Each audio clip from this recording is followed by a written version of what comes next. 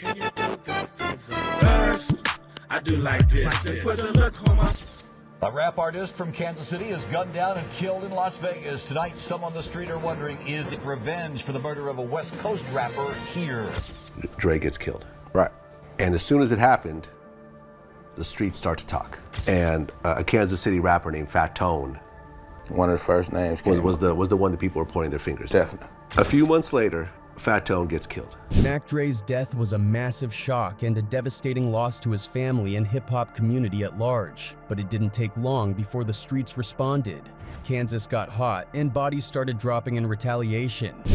A rap artist from Kansas City is gunned down and killed in Las Vegas. Tonight, some on the street are wondering, is it revenge for the murder of a West Coast rapper here? Let's dive in deeper. Now, before Mac Dre's tragic and untimely death, there was a critical chapter in his life that many believe set things in motion and ultimately played a role in his downfall. Back in the 1990s, Dre's star was rising fast. He had the look, the sound, the energy, and folks from the Bay Area knew he was next up. But just as things were starting to take off for him, a dark cloud began to form over his career. That cloud was his connection to a crew known as the Romper Room gang, a local group of young Vallejo hustlers who had built a reputation for a string of robberies, starting small but quickly escalating. At first, these guys were just hitting up pizza joints, little cash grab spots, but it didn't take long before they graduated to something more serious, banks. Really good run at robbing those pizza parlors, but ultimately they graduated to robbing banks. The robberies started piling up, and soon police were finding stolen getaway cars abandoned just a block or two away from the crime scenes. As the money kept stacking, investigators started putting the pieces together, and all signs were pointing back to the Crest, Mac Dre's home turf. Now, there was never any concrete proof that Dre was directly involved in any of the robberies. But the problem was his proximity. Dre had founded a record label, and his lyrics often name-dropped Romper Room or gave subtle nods to their activities. That was enough to put him on law enforcement's radar. The authorities started whispering that maybe the cash being used to fund his music came from those robberies. Now, once they see Mac Dre making the music, oh, he must be the one who... From that point forward, Vallejo police developed a special kind of obsession with Dre. They watched him like a hawk, harassed him non-stop, and seemed determined to tie him to something. But if you ask those closest to Dre, they'd tell you he wasn't out there catching cases. He may have been affiliated, but he kept his hands clean. Like you wouldn't believe. It was pure harassment. Dre never robbed a bank. He didn't have to. He was rapping.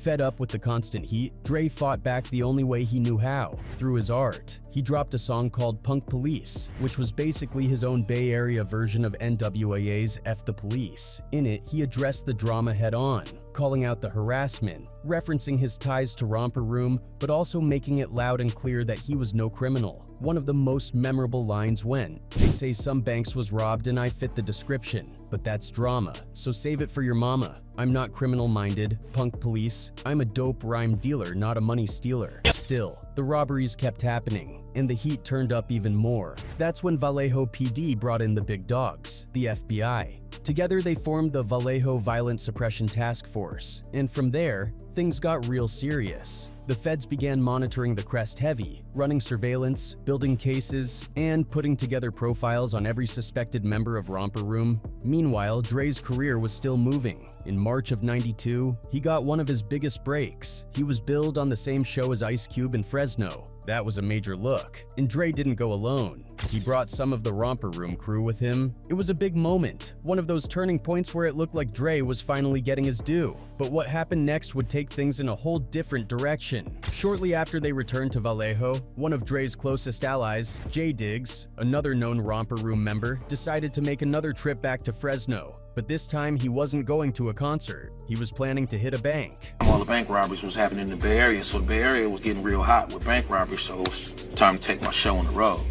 So when I was in Fresno, I was already planning on, hey, this is a good place for me to come down and hit a lick. Now, Mac Dre didn't know about the robbery plan. He had simply told J Diggs he wanted to tag along for the ride. But what Dre didn't know was that the FBI had been watching closely, and they were already tailing J Diggs and anyone associated with him. So Mac Dre headed down south to Fresno, rolling with some of his closest folks from the Romper Room crew, J Diggs, his cousin Kilo Kurt, and a car thief named Corey, who was also their driver for the trip. The next morning, Dre was chilling at the hotel with a female friend while J Diggs and Kilo stepped out, telling Dre they'd be back soon. Morning, it's me and Kilo. We leave Mac Dre at the hotel. I tell Dre we'll be back in about an hour. He was with a female friend. As Diggs and Kilo made their way to the bank, something started to feel off. They noticed cars trailing them, and that paranoia started to creep in. Still, they pressed on. When they got to the bank and were just about ready to make their move, J Diggs spotted the same van again and got that gut feeling that something wasn't right. It was like his instincts were screaming at him. So right then and there, he called the whole thing off. Corey, the driver, wasn't feeling it. He was pushing for them to go through with it, trying to talk them into it. But Diggs stood firm. They weren't doing it. Distorted a little bit, like they, it could be somebody looking out, but you can't see in. So we putting all this together, and I'm like, man, I'm not feeling right. So we shut it down. He's still trying to egg it on. Come on, man, I'm like, nah, let's go. So they turned around, headed back to the hotel, picked up Mac Dre, and started making their way out of Fresno. But at that point, the feds were already moving in. J Diggs could now clearly tell they were being followed. Unmarked cars were behind them, sticking close, but the real betrayal came from within. See, Corey, the guy driving them around, wasn't just some car thief. He was working with the FBI. He had flipped and was feeding them info the whole time. He's the rat. I thought he was a friend of mine. He told the police officers that I know the people that's behind the robberies. We've got good hard intelligence on the people that were behind some of the bank robberies. On the way back from Fresno, the trap was sprung. The FBI swooped in and arrested all of them, except Corey, of course. They were taken straight to Fresno County Jail and hit with conspiracy and attempted bank robbery charges. Now here's where things got real for Mac Dre. The feds offered him a way out. They told him he could avoid doing time if he agreed to testify against the others, basically snitch on his crew. But Dre wasn't built like that. He wasn't involved in the robbery, had no knowledge of the plan, and could have played the victim card. But instead of saving himself at the expense of his people, he stood 10 toes down and refused. It's just say you wasn't there, and these guys were gonna do this. You go home. I'm not going home. I'm gonna sit here with them, because they didn't. Because of that loyalty, and despite being innocent, Mac Dre was sentenced right alongside the others. He caught 5 years. J Diggs and Kilo Kurt each got 10. But prison didn't break Dre. If anything, it made him stronger. Even behind bars, he stayed focused, stayed creative. He started writing non-stop and even managed to record music over the prison payphone. For the record, in jail over the phone. You couldn't stop Dre. His fans ate it up. Even though it was over the phone, it was still Mac Dre and it was still dope. That's how the Back in Dayhood EP came to life. It was a gritty, honest collection of tracks where Dre told his story about growing up in Vallejo, his run-ins with the law, maintaining his innocence, and life on the inside. His time locked up only grew his legend. Fans were still bumping his music and the streets never stopped showing love. So when he finally got out 5 years later, Mac Dre came home with even more buzz than before. He was back, and he was hotter than ever. In 1997, Dre made his next boss move. He launched Thizz Entertainment, originally known as Romper Room Records. Dre wanted to build a platform to showcase the raw talent coming out of the Bay. He became the face, the founder, and the flagship artist all at once. He went into overdrive with the music. By the year 2000, Dre was recording at a crazy pace, stacking tracks and dropping albums like clockwork. His fan base in the Bay was already solid, but now even radio stations who once ignored his underground status had to pay attention. He was too loud, too consistent, and too loved to be overlooked anymore. By 2001, Dre decided it was time for a change of scenery, so he left Vallejo and moved to Sacramento. That move only seemed to fuel his momentum. Over the next 6 years, he dropped an incredible 10 solo albums, each one adding more flavor and depth to his legacy. He would go to a studio in 2 studios in Oakland and go back to Sacramento and hit 2 other studios.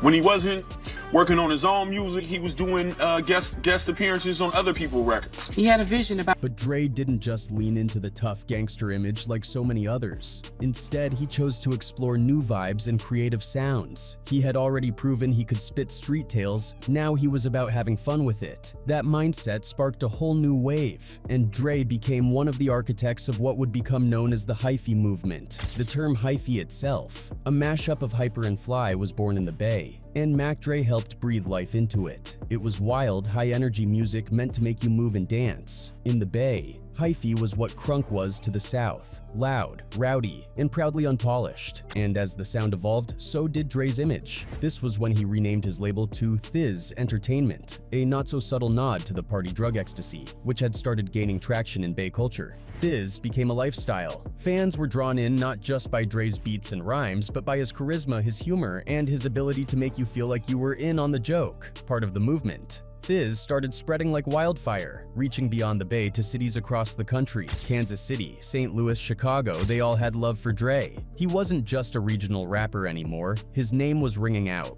and the live shows became crucial. He understood the business now, and he knew touring was how you built the brand. Kansas City in particular had become a hotspot for Dre, but then came 2004, and with it, the trip that changed everything. That fall, Mac Dre and a few members of his Vallejo crew made another trip to Kansas City to headline a show. It was supposed to be just another win on the road, another night of doing what they loved in a city that embraced them. They did the show. The energy was high, and the plan was simple: wrap it up, head to the hotel, and catch an early flight the next morning. I remember being in the limo.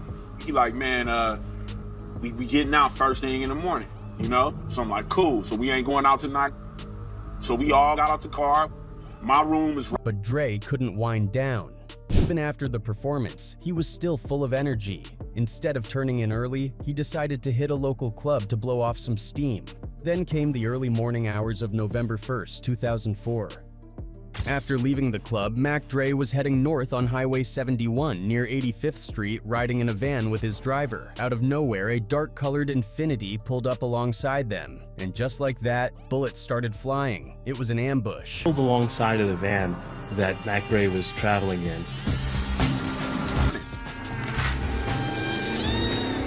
Start gunning on the van. The driver lost control of the van, swerving off the road. In the chaos, Dre was thrown from the vehicle. The driver scrambled out and managed to call 911, trying desperately to get help. Emergency services rushed to the scene, but it was too late. A single bullet had struck him in the back of the neck. That was the fatal shot. Just like that, Mac Dre, one of the Bay Area's brightest stars, was lying lifeless on a dark Kansas City road. I died from the crash. He was killed directly by a bullet entering the back of his neck. Back at the hotel, the rest of the Thizz crew had no idea what had happened. They were asleep, getting rest for their morning flight. But that flight never came. The news would hit them, and the entire hip-hop community like a ton of bricks. Mac Dre was gone, and nothing would ever be the same. The pain that followed Mac Dre's death became a permanent wound. The grief ran deep, but so did the anger. His family, friends, and fans were demanding justice. They needed answers. Who would do something like this? Who gunned down Mac Dre on that quiet Kansas City highway in the early hours of November 1st, 2004? As investigators tried to piece together what really happened that night, whispers started making their way back to Dre's circle in Vallejo. Word on the street was that someone had to pay for what happened. And whether police made progress or not, Dre's people were already thinking about making things right on their own terms. At the center of the swirling rumors was a Kansas City rapper named Anthony Fat Tone Watkins. The streets started pointing fingers in his direction. The two rappers had performed at the same concert not too long before Dre's death, and there were reports of tension between their crews. Some said there was an altercation backstage. Others swore it was all just rap politics gone too far. Police eventually looked into Fat Tone, but quickly cleared him of any involvement.